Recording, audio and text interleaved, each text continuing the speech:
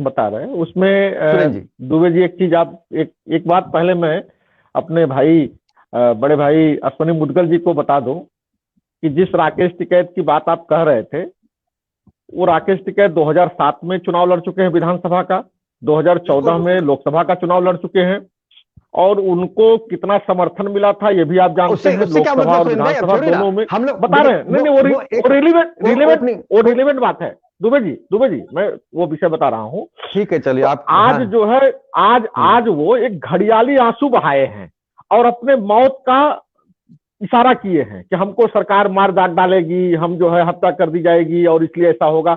इसलिए सारे किसान इकट्ठा हुए हैं। किसानों की उनसे कोई सहानुभूति नहीं है। किसानों का सहानुभूति रहता 2007, 2014 और 2022 में फिर चुनाव लड़ेंगे, वो उसकी तैयारी कर रहे हैं।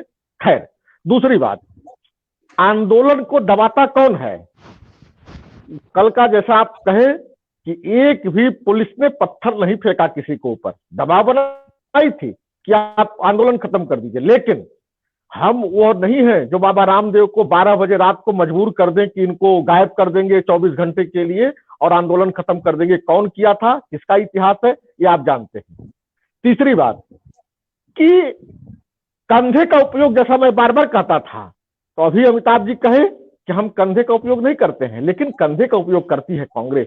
कंधे का उपयोग ये विपक्षी, जैसे अभी पुरुषोत्तम जी भी हैं, तो धीरे से, जैसे नहीं था कि अभी किसान माने नेता थे, ये किसानों की बात करते थे, लेकिन अब कम्युनिस्ट पार्टी के कार्यकर्ता हो गए, कम्युनिस्ट पार्टी के पदाधिकारी हो गए। ये बात इन्होंने खोल करके कह दी और प्रयोग तो अभी आ जाएगा सामने, जो कह रहे हैं अभी सामने आ जाएगा। पश्चिम बंगाल में चुनाव है, उसके साथ 4 राज्यों का और भी चुनाव है, उन चुनाव में सब दूध का दूध पानी का पानी हो जाएगा। आप और कांग्रेस तो मिल गए ना।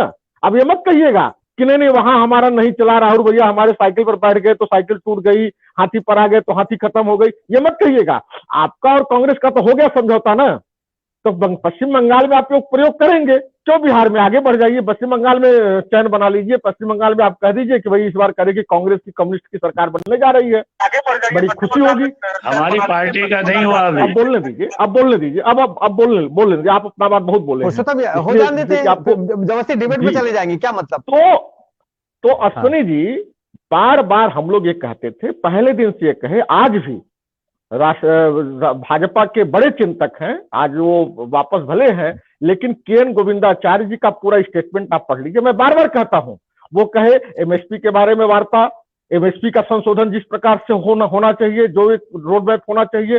भारतीय किसान संघ, जैसा कि ये कहते हैं कि संघ का एक संगठन है, किसानों का संगठन भारतीय किसान संघ, और बड़ा संगठन है, उसके लोग भी कहे कि भाई इस बिल में कॉन्ट्रैक्ट फार्मिंग में या तीसरा जो मंडी से संबंधित है, तो इन चीजों में। और मैं एक बात बताता हूं, यह जो बिल है, यह बिल कांग्रेस का संशोधित बिल है। कांग्रेस भी इसी बिल को ले आई थी, उसका संशोधन हम तैयार करके ले आए थे इस देश के देने के लिए। और दूसरी बात ये क्या कह रहे हैं, अभी इन्होंने कहा कि हम कब्जा कर लेंगे, सिंधु गाजीपुर बॉर्डर पर कब्जा कर लिए हैं, सिंधु बॉर्डर पर कब्जा कर लिए हैं। क्या दर्शाना चाहते हैं आप उसी तरह से लाल किले को कब्जा करने जा रहे थे, कल को आप संसद भवन को कब्जा कर लेंगे, कल को राष्ट्रपति भवन को कब्जा कर लेंगे, कब्जा करेंगे।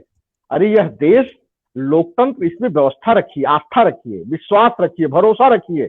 और यह देश लोकतांत्रिक देश है, दुनिया का सबसे बड़ा लोकतांत्रिक देश है। और हम जैसे लोगों को बड़ा आश्चर्य हुआ कि अमेरिका की आबादी 33 करोड़ है, उत्तर प्रदेश की आबादी 26 करोड़ है, तो हम जिस विकट परिस्थिति से भारत देश लड़ रहा था, जिसमें जीता है, आज इतने दुनिया को हम 182 देशों को कोरोना का वैक्सीन सप्लाई करने जा रहे हैं, निर्यात कर रहे हैं, इसमें खुशी मनाइए, तब जाकर के आप कुछ कर पाएंगे। आपको यह बताइए कि नहीं, इस देश में भारतीय जनता पार्टी, नरेंद्र मोदी की सरकार जब से आई है, वो नया कुछ परिवर्तन ला रही है, नया कुछ कर रही है, और आप उससे सीखिए।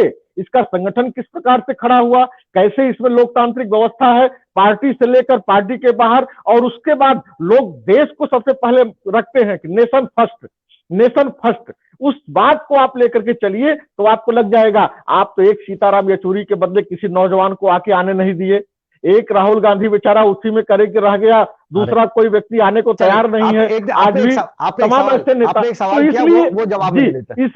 इसलिए मैं ये बता रहा हूं कि कुल मिलाकर के भारतीय जनता पार्टी किसानों के प्रति संवेदनशील है। भारतीय जनता पार्टी कभी भी किसी भी किसान को, जब तक एक किसान भी है, मैं राकेश टिकैत का पूरा इतिहास बताऊंगा कि कितने पेट्रोल पंप है, कितने उनके पास क्या है, लेकिन छोड़िए जी जब तक एक किसान हमारा है और जब तक एक किसान संतुष्ट नहीं होगा, हम सब लोगों ने कहा है कि हमारा नारा है कि हम संघर्ष नहीं करते, हम सबको अपने में मिलाने में विश्वास रखते हैं, यह जान लीजिए। इसलिए हमारे पास व्यवस्था है, हम तैयार हैं, हम किसानों के हित में जितना करते बनेगा उतना करेंगे, एक भी किसान को पत्थर नहीं मारेंगे और ना ही किसी को उसमें भड़काने देंगे, ना उसको देंगे।